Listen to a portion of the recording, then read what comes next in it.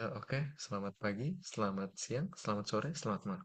Kenalkan nama saya Muhammad Farhan dengan NIM 1823004 dari kelompok Ilmok dan di sini saya juga sedang bersama teman sekelompok saya. Perkenalkan nama saya Jambekas Lain dengan 1823102.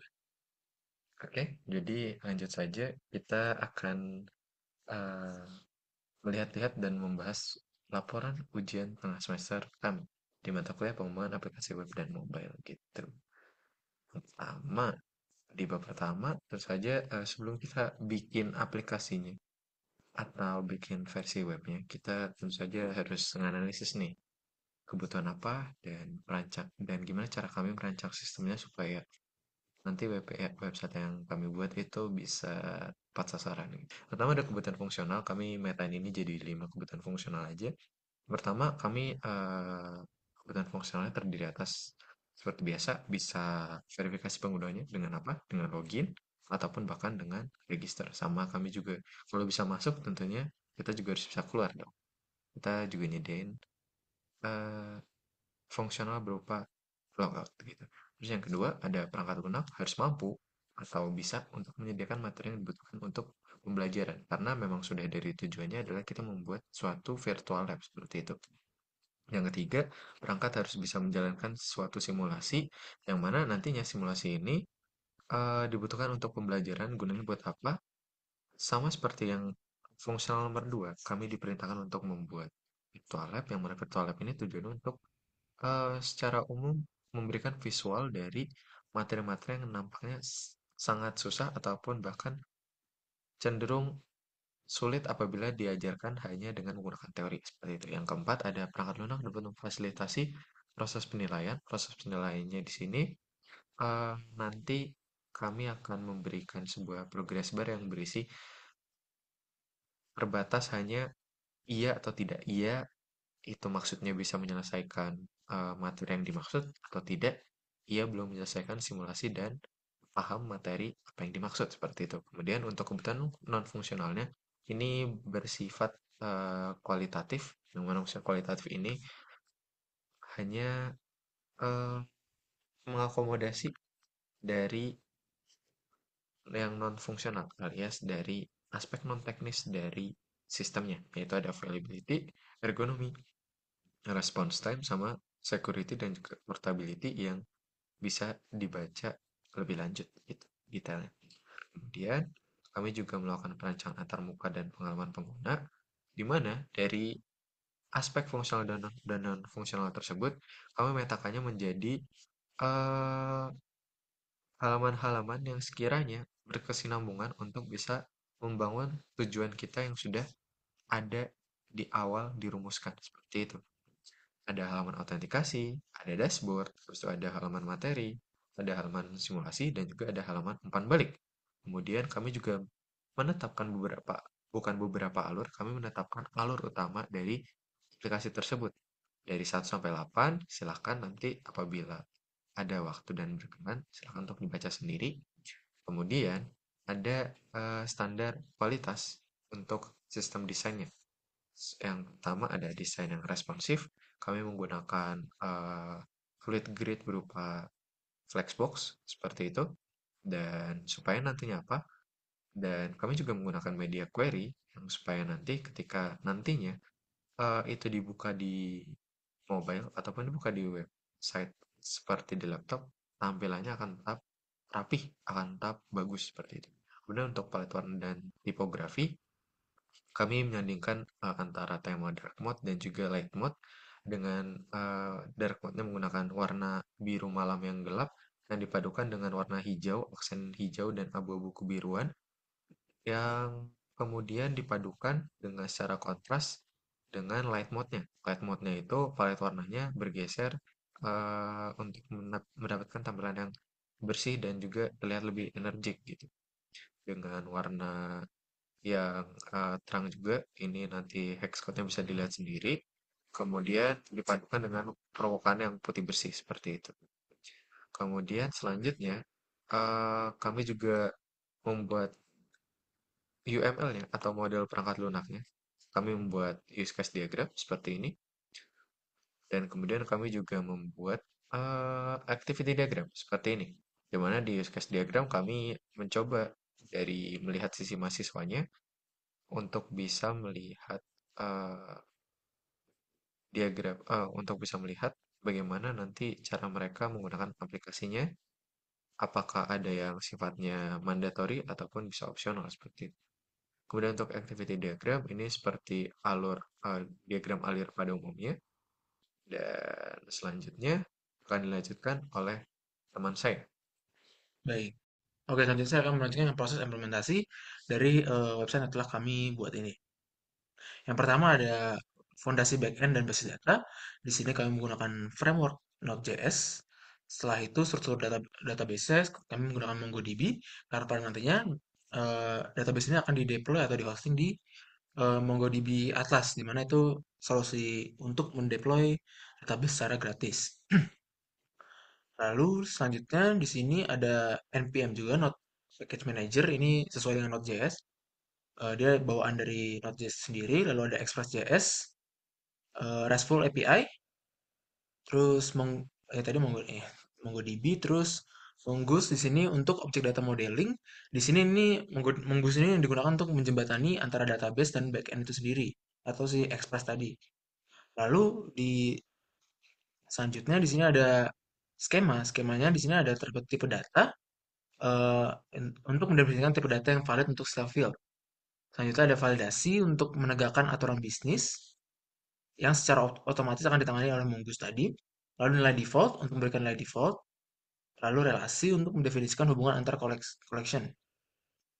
Lalu selanjutnya ada middleware, di mana ini intinya dari Express.js tadi. Ini tuh untuk memiliki akses ketika objek itu meminta request atau response.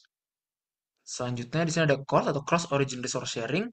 Di sini CORS ini digunakan untuk integrasi antara FE dan BE. Di sini menggunakan browser menerapkan same origin policy, yaitu kebijakan keamanannya melarang front end membuat permintaan API ke back end.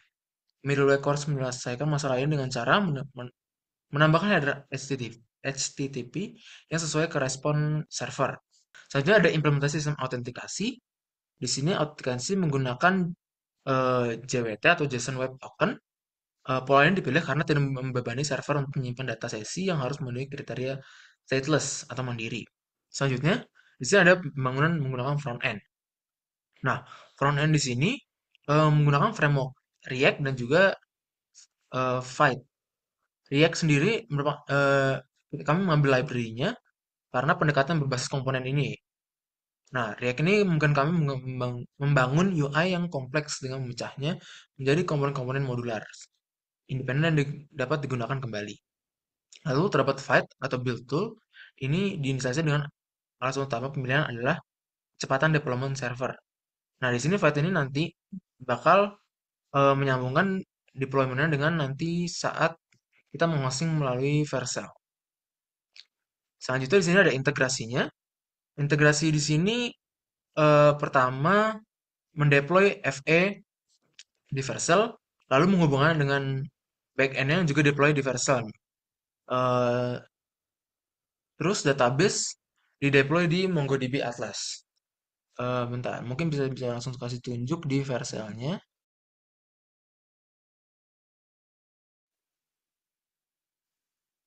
Nah, di sini dapat terlihat ada dua deployment, di mana di sini untuk API atau untuk backend-nya, lalu di sini untuk si front end-nya. Nah, nanti itu tuh disambungin melalui environment-nya. Environment-nya nanti dimasukin data JWT secret-nya, terus API key-nya dan si link dari si backend ini untuk dimasukin ke front end.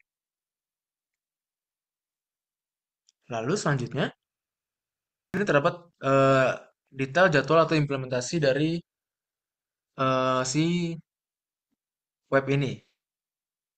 Terus di sini, nah ini dapat rencana dapat dilihat sendiri.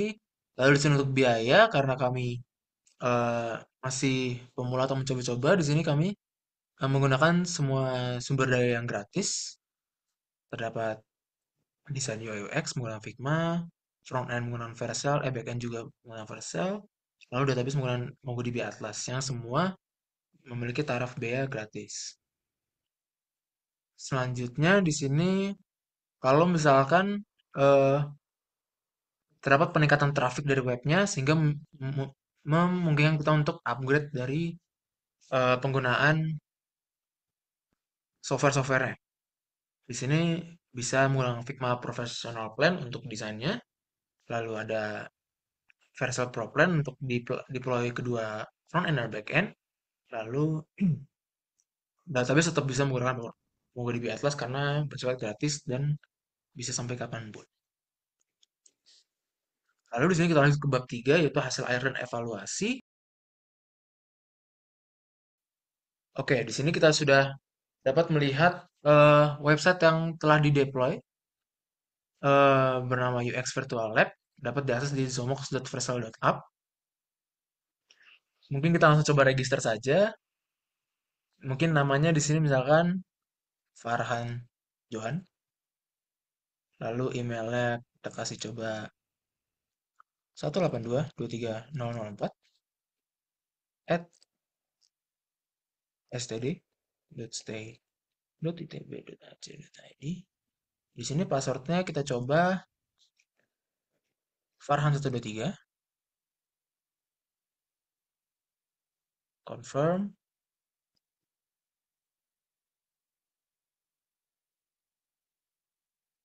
tunggu. Nah, setelah dia berhasil register, dia akan masuk langsung ke dashboard utama. Dashboard ada progres progres utama, terus ada materi-materinya dari UX Laws itu. Lalu kalau kita klik sini, di sini terdapat fitur dark mode atau light mode. Kalau kita pencet jadi light mode, kalau pencet lagi jadi dark mode. Nah, selanjutnya di sini ada profile. Nah, di sini terdapat eh, nama atau username, terus ada email, dan juga hukum selesai atau bisa atau progres tadi lah. Bisa dapat 20 UX loss seluruhannya. Dan di sini karena kita baru registrasi jadi masih 0%. Mungkin kita coba kerjakan satu dulu. Misalkan Higgs-Law. Nah, setelah kita melihat materinya, di sini terdapat eh, konten yang konten materi yang sesuai dengan judul tadi, Higgs-Law. Lalu dapat dilihat sini ada gambaran umum, prinsip utama, dan contoh di dunia nyata. Di sini kalau misalnya kita coba, di sini ada terdapat simulasi. Nah, di sini terdapat cara mengetes apakah si pengguna mengerti atau tidak. Kalau sudah tanda selesai, di sini dapat terlihat achievement atau tanda selesai. Lalu di sini akan muncul tanda checklist. Lalu kalau misalnya kita balik ke dashboard, dapat terlihat progresnya sudah naik menjadi 1/20. Di profile juga akan bertambah menjadi 1/20. Lalu di sini ada kesimpulannya, dapat dibaca sendiri. Lalu ada pengembangan lanjutan di mana di sini pengembangan lanjutannya optimalisasi alur navigasi di mana tombol kembali ke dashboard tidak konsisten karena kita harus menekan dashboard terus-menerus. Ketika setelah simulasi, terus selanjutnya ada evolusi simulasi menjadi lebih interaktif.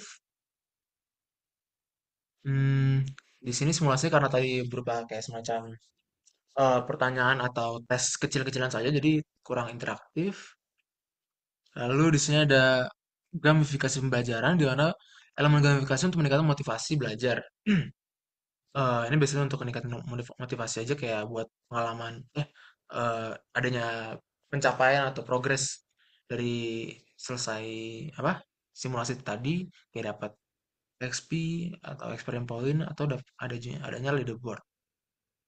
Lalu yang terakhir ada perluasan katalog materi di mana ini kami hanya mencakup UX Laws yang berjumlah 20 saja.